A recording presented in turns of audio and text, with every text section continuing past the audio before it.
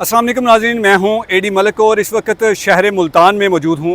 नाज़रीन, मैंने आपको सानिया ज़हरा के कत्ल के मुतल्लिक तमाम लोगों के, सानिया ज़हरा की फ़ैमिली के, उनके वालिद के मौक़िफ़ आपके सामने रखे।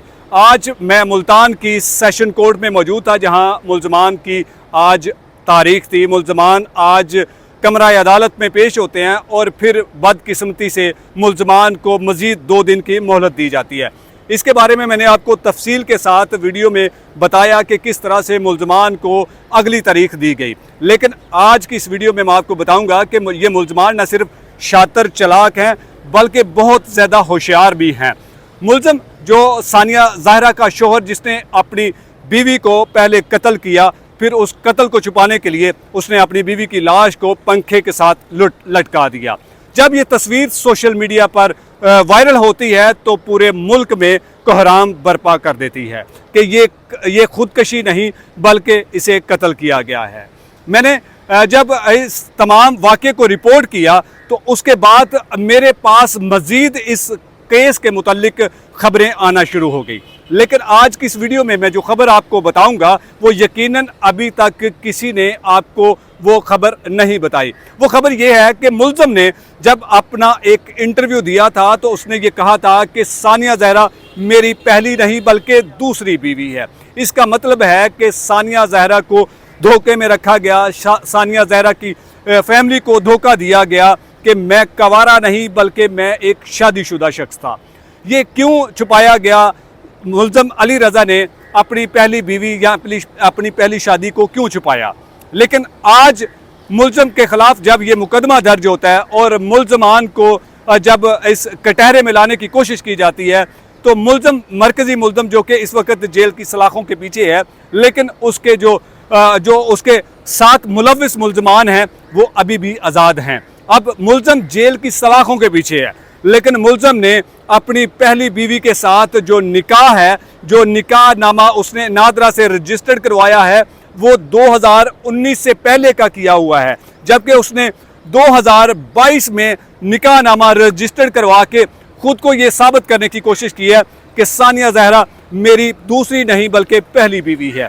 ये इंतहाई किस्म का संगीन जुर्म है जो अदारों के साथ इस शख्स ने, जो इस वक्त जेल की सलाखों के पीछे है, उसने ये किया है।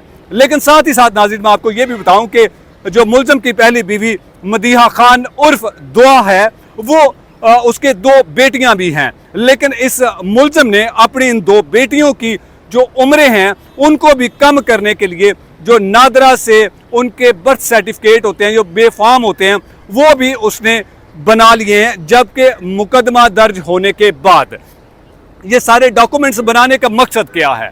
इन डॉक्यूमेंट्स को क्या अदालत एक्सेप्ट करेगी या फिर सानिया ज़हरा के वालिद की लीगल टीम इन तमाम डॉक्यूमेंट्स को चैलेंज करेगी? पाकिस्तान में किसी भी किस्म का ऐसा कोई डॉक्यूमेंट्स बनाना कोई बड़ी बात नहीं है। इस तरह के कई जो वाक़यात में इस तरह के डॉक्यूमेंट्स बनाए जा चुके हैं। लेकिन अफसोस की बात यह है कि जो मुल्ज़म इस वक्त पुलिस की हिरासत में है, जो मुल्ज़म इस वक्त जुडिशल कस्टडी में है, लेकिन वो कैसे ये सारा कुछ मैनेज कर रहा है, ये सबसे बड़ी लर्ज़ाखेज़ खबर थी जब मुझे इसके बारे में पता चला। इस खबर की तस्दीक के लिए मैं अगली वीडियो में आपको सानिया ज़हरा के वालिद से और सानिया ज़हरा की जो दीगर फैमिली के अफराद हैं उनसे भी करवाऊँगा आपकी मुलाकात, और उनका क्या इस खबर के मुतल्लिक, क्या ये खबर सच है या फिर इसमें कितनी सदाकत है, ये उनसे भी कोशिश करूंगा कि उनकी ज़ुबानी भी मैं आपको बताऊं कि मुल्ज़म ने जो पहली शादी मदीहा खान उर्फ दुआ के साथ की थी वो कब की थी। मदीहा खान के बारे में जो मुझे बताया गया कि वो एक गरीब घराने की औरत थी और फिर उसके बाद वो जंग की रहने वाली है।